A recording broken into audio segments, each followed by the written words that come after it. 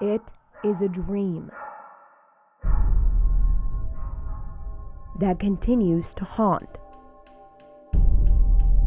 I did have a dream that she was on the ground and that something had happened to her. In reality, it was a nightmare. Leslie Cross was murdered in a violent, vicious way. She was just 14 years old. She was strangled. It was October 29th, 1984. And she was not molested. Bedford Heights, a quiet bedroom community. So I think they said that she was strangled with a dog chain. I don't know. 37 years of not knowing for Leslie's mom, Patricia Cross. I want to know, but it's painful. Every time I go through it, it's painful. And she was a joy of my life. Leslie had come home from school that day, left mom a note saying she was going to go give her best friend a birthday gift at an apartment nearby, taking her new puppy with her. I can't even imagine not knowing for that long. It's got to be devastating. Decades after the murder, Bedford Heights detective Erica Payne inherited the cold case. Do you feel a connection to Leslie, to this case? Yeah, we would have been the same age. Yeah, I could have known her. I'm truly grateful that someone is trying to find an answer.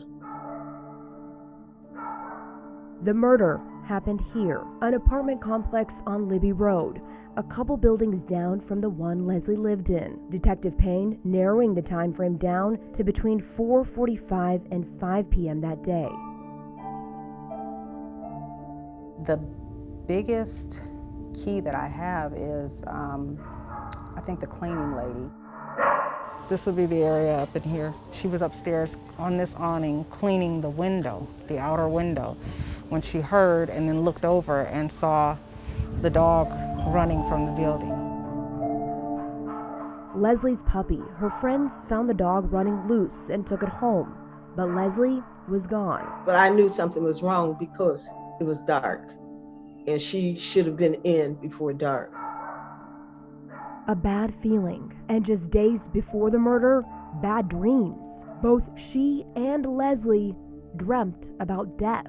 And in my dream, I started to run up there where she was, and I thought, no, I don't want to see her like this. And that's exactly what happened. What happened next is that the investigation got complicated, because in addition to Bedford Heights detectives looking for the killer, Cleveland police got involved too, as a favor to Patricia. She worked as a dispatcher for CPD. I just couldn't get a straight answer of who was on the case, but then I realized nobody was on it. 2 police departments, and as the story goes, each with different suspects in mind. Both of them neighbors in the apartment building where Leslie was found. One, a man in his 20s who lived with his sister and her baby. The other, a teen, the same age as Leslie. Neither questioned in depth at the time, according to case files. Investigators believe Leslie's body was dragged and tossed there by her killer. The body was located here. In the building where she was murdered. So she was just a few feet away from the entrance, the back entrance. Discovered within hours of her death. For decades, no new leads, no answers. But in the last 6 months, I'll get a call. Detective Payne's phone, out of the blue, has been ringing. From a female that'll leave me a message with a phone number. After hours. Saying, hey, I have some information on the Leslie Cross murder. On weekends. And then I'll follow up, and they don't answer and they never get back to me. It is a never-ending nightmare. I deserve the truth. That Leslie's mom is praying. I deserve to know what happened to her. I'm 76 years old.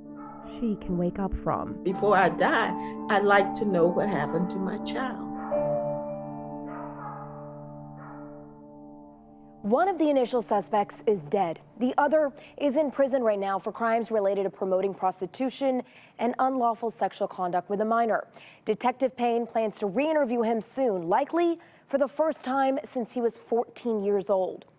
Patricia Cross tells me she is truly grateful the case isn't sitting cold anymore. If you know anything, if this story rustles something in your memory, or if you are the one calling Detective Payne, please reach out and help find Leslie's killer. Homa Bash, News 5.